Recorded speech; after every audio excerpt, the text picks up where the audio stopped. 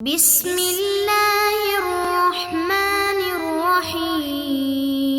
اعوذ باللہ من الشیطان الرجیم بسم اللہ الرحمن الرحیم الحمدللہ رب العالمین الصلاۃ والسلام علی اشرف الانبیاء والمرسلین وعلی اہل بیتہ الطیبین الطاہرین المعصومین۔ عزیز طلبہ السلام علیکم ورحمۃ اللہ وبرکاتہ۔ شرح لمع کتاب المتاجر درس نمبر 62۔ لو شارتا فسقطا قبل القبض راجعا۔ بس یہ چل رہی تھی کہ حامل کی جوز اس صورت میں بنے گا، یعنی مبی میں اس کے ساتھ اس صورت میں داخل ہوگا جب مشتری نے اس کی شرط لگائی ہو۔ اگر شرط نہیں لگائی تو یہ بیع کے لیے ہوگا، مشتری کے لیے نہیں ہوگا۔ اب بات یہ ہے کہ اگر مشتری نے شرط لگائی تھی کہ حامل کے ساتھ ہو اور اس کو مبی قرار دے کر خریدا تھا، پھر اس سے پہلے کہ مشتری اس کو قبض کرتا وہ سقط ہو جاتا ہے، تو اس کا کیا حکم ہے؟ آیا وہ بائع کی جیب سے گیا ہے یا مشتری کے حساب میں جائے گا؟ تو یہ بات اب اس درس میں ہم پڑھیں گے۔ خلاصۃ درس کا خلاصہ فرماتے ہیں لو شارتا فسقطا قبل القبض راجع بنسبتہ۔ اگر شرط لگائی تھی مشتری نے کہ حامل کے ساتھ داخل ہو، لیکن اس سے پہلے کہ مشتری اس کو قبض کرتا وہ ساقط ہو گیا، سقط ہو گیا، تو اس کا کہتے ہیں کہ مشتری رجوع کرے گا ثمن اس حامل کی نسبت سے، یعنی جو اس نے ثمن ادا کی ہے اس سے اس حامل کی نسبت کیا کرے گا؟ بائع سے واپس لے گا۔ کیوں؟ کیونکہ اس کا مبی کا کچھ حصہ گویا کہ فوت ہو چکا ہے، کیونکہ اس کی مبی مکمل حمل اور حامل دونوں تھی۔ اب جب حامل سقط ہو گیا ہے، چونکہ ابھی اس نے قبض نہیں کیا، تو لہٰذا بائع اس کا ضامن ہے اور وہ بائع کی جیب سے گیا ہے، نہ کہ مشتری کی جیب سے، تو لہٰذا یہ بائع سے رجوع کرے گا اس کی ثمن میں۔ اب ثمن وہ کیسے لے گا؟ کہتے ہیں بِأَن يُقَوِّمَ حَامِلًا وَمُجْهِزًا، یا بِأَن يُقَوَّمَ تقویم، یعنی قیمت گزاری کی جائے گی اس حامل کی، یعنی وہ جو حیوان تھا، چاہے وہ کنیز تھی یا دوسرا حیوان تھا، حاملاً ایک دفعہ اس طرح کہ اگر وہ حاملہ ہو تو اس کی بازار میں قیمت کیا ہے، اور دوسرا ومجہزاً، اور دوسرا اس کی دوبارہ قیمت گزاری کرائی جائے گی اس طرح کہ اگر اس نے بچہ سقط کر دیا ہے تو اس مجہز کے ہونے کی صورت میں اس کی قیمت کیا ہوگی؟ لا حائلاً، البتہ حامل اور غیر حامل کی قیمت گزاری نہیں کریں گے، بلکہ حامل اور مجہز یعنی جس نے بچہ گرا دیا ہو، چونکہ مجہز اور حائل یعنی غیر حامل کی قیمت میں فرق ہے، چونکہ بچے کا گرا دینا، سقط ہو جانا، یہ ایک عیب ہے حیوان میں، اور اس وجہ سے غیر حامل اور غیر حاملہ اور مجہز کی قیمت میں فرق ہو سکتا ہے۔ پس ان دو کی قیمت گزاری کرائی جائے گی، اس کے بعد جو مجہز اور حامل کی قیمت کے درمیان تفاوت ہوگا، وہی تفاوت اسی نسبت سے ثمن سے واپس لیا جائے گا۔ یعنی اس طرح کہ اگر فرض کریں کہ حامل کی قیمت، حامل کے ساتھ اس حیوان کی قیمت 20,000 ہے، اور مجہزاً یعنی جب وہ سقط ہو گیا ہے بچہ تو اس صورت میں اس کی قیمت فرض کریں 10,000 ہے، اب 20 اور 10 میں جو تفاوت ہے وہ نصف کا ہے، یا اگر فرض کریں کہ مجہز کی قیمت 15,000 ہے تو 15 اور 20 میں جو تناسب ہے وہ 1/4 کا اس میں فرق ہے، یہ 15 20 کا 3/4 بنتا ہے، تو 1/4 وہ اس ثمن سے جو اس نے ادا کی تھی واپس لے گا۔ فرض کریں اگر اس نے 16,000 ادا کی تھی تو 1/4 یعنی اس کا 4,000 روپے یہ کیا کرے گا؟ واپس لے گا۔ پھر کہتے ہیں وَيَجُوزُ ابتیاء جزء مشائن من الحیوان لا معین۔ اب یہ بات ہو رہی ہے کہ آیا کسی بھی حیوان زندہ حیوان سے اس کی جزء مشاع یا جزء معین، یعنی جزء مشاع کہتے ہیں کہ حیوان پورے میں مثلا اس نسبت سے جو آپ خرید رہے ہیں اس کا نصف یا ثلث آپ اس میں شریک ہو جائیں، اور معین جیسا کہ مثلا اس کا سر ہے، اس کی ٹانگ ہے، اس کی گردن ہے، ٹھیک ہے، یا اس کی ران وغیرہ، تو کہتے ہیں آیا زندہ حیوان میں اس کی جزء مشاع اس طرح کہ اس کی نسبت کل کے ساتھ معلوم ہو،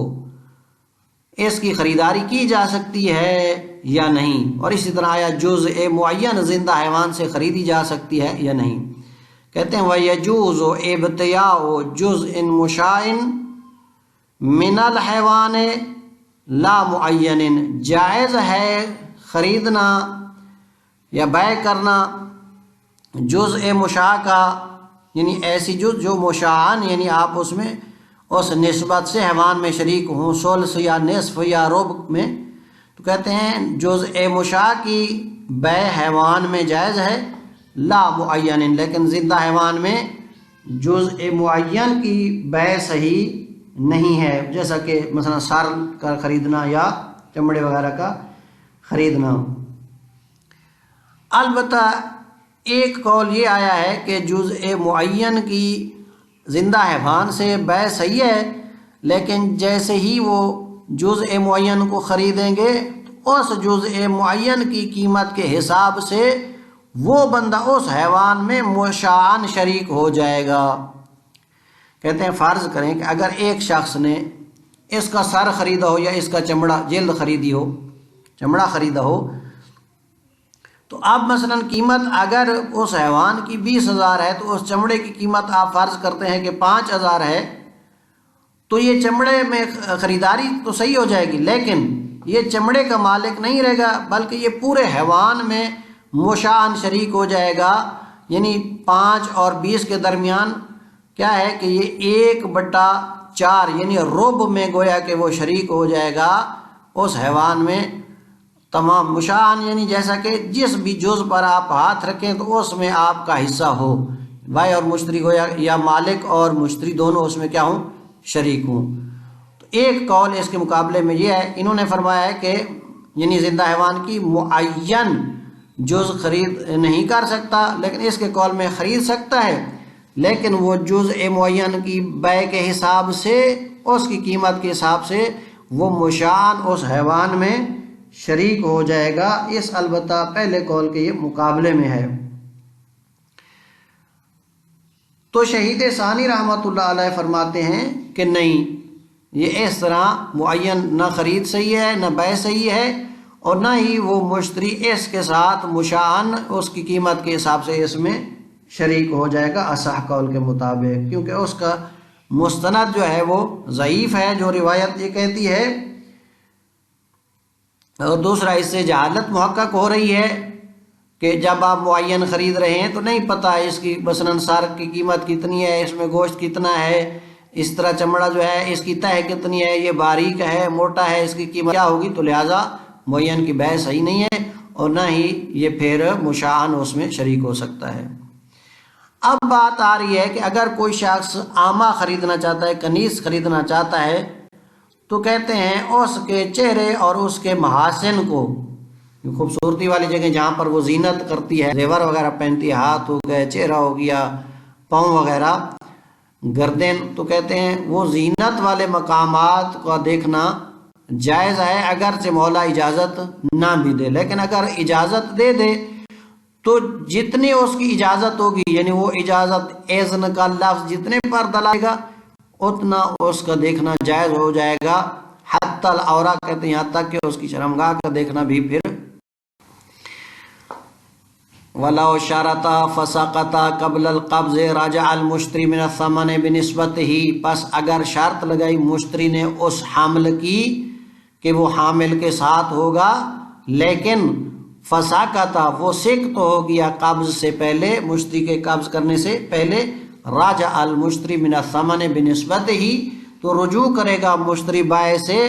اس کی ثمن میں سے اس کی نسبت سے، کہ جتنی اس کی ثمن بنتی ہوگی اس اعتبار سے وہ واپس لے گا۔ کیوں؟ لفوات بعض المبی، کیونکہ بعض مبی فوت ہو چکی ہے۔ کیسے؟ بان تقوم حاملا و مجہزا، اس کی قیمت گزاری کرائی جائے گی اس طرح کہ اگر وہ حاملہ ہو تو اس کی قیمت کیا ہوگی، و مجہزن اے مسقطن، اور اگر وہ سقط کر چکی ہو بچے کی تو اس وقت اس کی قیمت کیا ہوگی، لا حائلن، البتہ غیر حاملہ کی قیمت نہیں کرائی جائے گی۔ مسقط اور غیر حاملہ میں فرق ہے، مسقط جس نے سقط کر دیا ہے بچہ کی، غیر حاملہ جو ابھی حاملہ بھی نہیں ہوا۔ کیوں؟ لیل اختلاف ہے، چونکہ حائل اور مسقط کی قیمت مختلف ہے، مسقط عیب ہے اور عیب کی صورت میں قیمت کم ہوتی ہے۔ و مطابقت لیل اختلاف ہے، ایک تو اختلاف کی وجہ سے، و دوسرا و مطابقت الاول للواقع، اصل جو مورد بحث ہو رہی ہے جو ہماری واقع کے مطابق ہے وہ مجہز اور مسقط ہے، نہ کہ حائل ہے، کیونکہ یہ حاملہ تھی اور پھر اس نے بچہ گرا دیا ہے،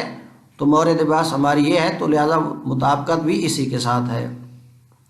پھر ان کی قیمت گزاری کرانے کے بعد کہتے ہیں وَيَرْجِعُ بِنِسْبَةِ التَّفَاوُتْ بَيْنَ الْقِيمَتَيْنِ مِنَ الثَّمَنِ، پھر دو قیمتوں کے درمیان جو تفاوت ہے اسی حساب سے وہ ثمن میں سے واپس لے گا، یعنی وہ جو نسبت بنے گی اس کی، دو قیمتوں کے درمیان تفاوت کی، وہی نسبت ثمن سے وہ واپس کرے گا۔ جیسا کہ میں نے مثال دی ہے کہ 20,000 میں سے اگر 5,000 تفاوت ہے تو 1/4 وہ ثمن سے کیا کرے گا، واپس لے گا۔ اگر اس نے 16,000 ادا کی تھی تو 4,000 واپس کرے گا۔ وَيَجُوزُ ابْتِياعُ جُزْءٍ مُشَاعٍ مِنَ الْحَيْوَانِ كَالنِّصْفِ وَالثُّلُثِ لَا مُعَيَّنٍ، جائز ہے ایک زندہ حیوان سے اس کی جزء مشاع کی بیع، جیسا کہ نصف یا ثلث، یعنی اس کا خریدنا نصف حصے کا یا ثلث کا، جو اصل کے ساتھ اس کی نسبت کیا ہو، معلوم ہو، تو ایسا کرنا جائز ہے۔ لا معین، جزء معین کی بیع صحیح نہیں ہے۔ کالراس والجلد، جیسا کہ اس کا سر اور اس کی جلد۔ ولا یکون شریکا بالنسبت قیمتی علی الاصح، اور کہتے ہیں یہ اس کے ساتھ شریک بھی نہیں بن جائے گا، یعنی اگر جزء معین خرید کی ہے تو اس جزء معین کی قیمت کی نسبت سے وہ اس کے ساتھ جزء مشاعن شریک نہیں ہو جائے گا اس معین کے، نہ خود بیع صحیح ہے اور نہ ہی یہ شریک بن سکتا ہے اگر اس فرض، چونکہ ایک قول تھا کہ اگر وہ جزء معین خریدتا ہے تو اس معین حصے کی قیمت کے حساب سے وہ مشاعن شریک ہو جائے گا، تو کہتے ہیں لا یکون شریکن، یہ شریک نہیں بن جائے گا بنسبت قیمت ہی، اس معین حصے کی قیمت کے حساب سے علی الاصح، اصح قول کی بنیاد پر۔ کیوں؟ لضعف مستند الحکم بشرکہ، چونکہ وہ جو شرکت والا حکم ہے اس کے جو روایت ہے اس کی سند کیا ہے، ضعیف ہے،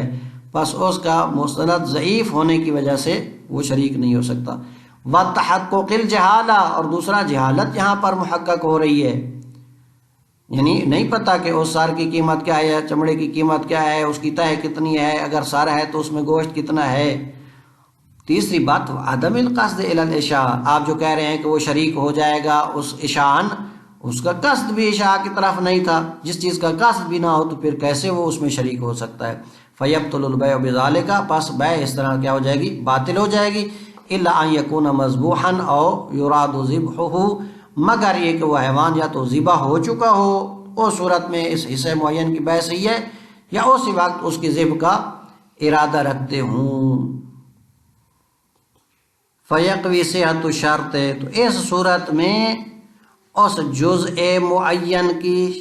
شرط کا لگانا صحیح ہو، اس صورت میں یہ قوی ہوگا، یعنی اگر وہ ذبح کی جا چکی ہو یا ذبح کا ارادہ رکھتے ہو تو اس وقت گویا جزء معین کی شرط کے ساتھ یہ بیع کا صحیح ہونا قوی ہو۔ وَيَجُوزُ النَّظْرُ إِلَى وَجْهِ الْمَمْلُوكَةِ إِذَا أَرَادَ شِرَاءَهَا وَإِلَى مَحَاسِنِهَا، کہتے ہیں جائز ہے مملوکہ کے چہرے کو دیکھنا جب اس کی یہ خریداری کا ارادہ رکھتا ہے، اور اس کے محاسن کو، محاسن کسے کہتے ہیں، وَهِيَ مَوَاضِعُ زِینَتِ، یہ زینت کے مقامات، کالکفین والرجلین والشعر، ہتھیلیاں، ہاتھ، رجلین پاؤں، وشعر اور بال وغیرہ، وَإِنْ لَمْ يَأْذَنِ الْمَوْلَى اگرچہ مولا اجازت نہ بھی دے. لیکن وَلَا تَجُوزُ زِيَادَةُ عَنْ ذَلِكَ إِلَّا بِإِذْنِهِ، ان سے زیادہ میں جائز نہیں ہے. وَلَا تَجُوزُ زِيَادَةُ زیادتی جائز نہیں ہے عن ذالک اس سے زیادہ، یعنی محاسن اور وجہ سے زیادہ دیکھنا جائز نہیں ہے. الا باذنہ،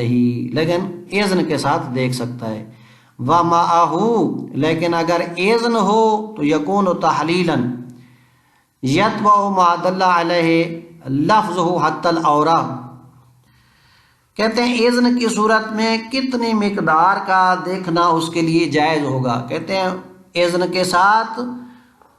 یکون تحلیلا، یہ تحلیل ہوگی یتبع تابع ما دل علیہ لفظہ، کہ جس پر اس کا لفظ دلالت کر رہا ہے، یعنی اس کا لفظ کتنی اجازت پر دلالت کرتا ہے یہ اس کے تابع ہوگی. اتنا دیکھنا کیا ہو، اس مقدار جتنا دیکھنا حلال ہوگا. حتی العورہ، حتی العورت، حتیٰ کہ شرمگاہ کا دیکھنا بھی حلال ہو جائے گا اگر اس کا لفظ اس پر دلالت کر رہا ہے کہ اس کا دیکھنا جائز ہو. تو پر جتنا لفظ دلالت کرے گا اس مقدار کا دیکھنا جائز ہوگا. وَيَجُوزُ مَسُّ مَا أُبِيحَ لَهُ نَظَرُهُ مَعَ الْحَاجَةِ، کہتے ہیں اگر دیکھنے کے ساتھ ساتھ ہاتھ لگانے کی بھی ضرورت پڑ جائے تو کہتے ہیں جس کا دیکھنا جائز تھا ضرورت کی صورت میں اس کا مس کرنا بھی، ہاتھ لگانا بھی اسے جائز ہے. وَيَجُوزُ مَسُّ مَا أُبِيحَ لَهُ، جائز ہے مس کرنا. يَجُوزُ مَسُّ مَا أُبِيحَ لَهُ،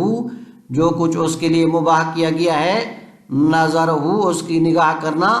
مَا أُبِيحَ لَهُ نظرہ، یعنی جتنی نگاہ کرنا اس کے لیے مباح قرار دی گئی ہے